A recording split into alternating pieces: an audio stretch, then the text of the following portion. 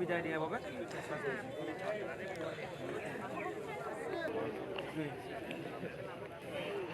কিমান সময়ত গম পালা? ৰাতিপুৱা গম পালা। খাব কাম কৰিব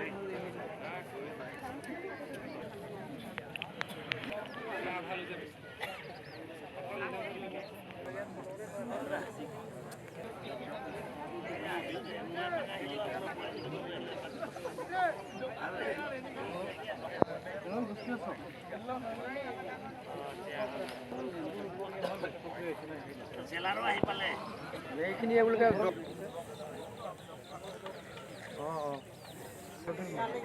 মোৰ লোৱাই নাই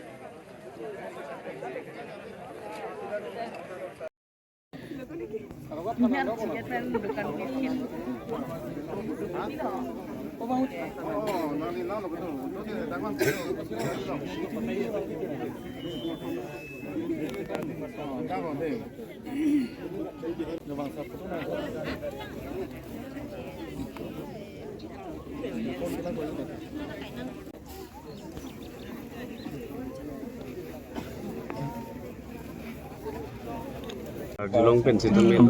nili sitamelo ang pen kadu be forest department pen jingki cethan lo pela sorting pen sitamelo nili tum siam ke hoy pen tamelo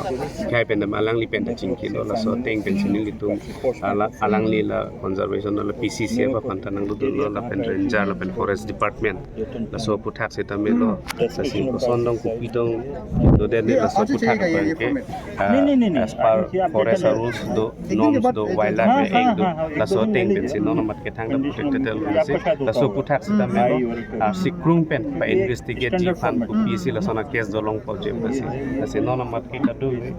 dagarat pen dang nok dak nilitum lemra pe damra pe tumta la forest department tum fan proper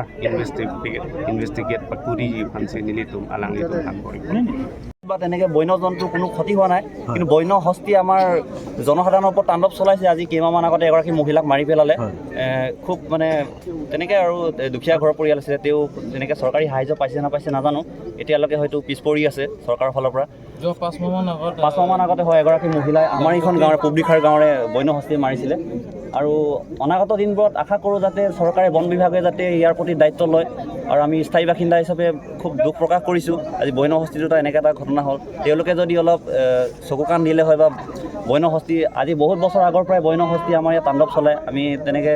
চৰকাৰক জনাইছোঁ বাৰু আমাৰ ইয়াতে এইটো অঞ্চলত এনেকৈ এটা ঘটনা হৈ থাকে বুলি সুফল পোৱা নাই হয় প্ৰত্যেক দিনাই আহেনে হাতী এফালে হয় হয় ডেইলি মানে এতিয়া ডেইলি আহে বাৰিষা বুলি তেনেকৈ নহয় হাতী কেতিয়াবা জাকৰীয়া হাতী আহে কেতিয়াবা দুটা এটা তেনেকৈ কেতিয়াবা অকলশৰীয়াও আহে কেতিয়াবা 10টা 20টা তেনেকৈ জাকৰি আহে আমি আপোনালোকৰ সেই কিহৰ বাবে ধান খাবলৈ হয় ধান খাবলৈ আহে বন্য হস্তি যিহেতু আহিবই ধান খাবলৈ ওচৰতে পাহাৰখন আছে দেখিছে আপোনালোকে পাহাৰখন তেনেকৈ ওলাই আহে খুব সোনকালে কেতিয়াবা দিনৰ ভাগতো তাণ্ডৱ চলায় কেতিয়াবা ৰাতিও আহে I have received information that 2 elephants has been died in Dokmuka range due to electric fencing. So I have come from Diffu directly to see what has happened. After coming here,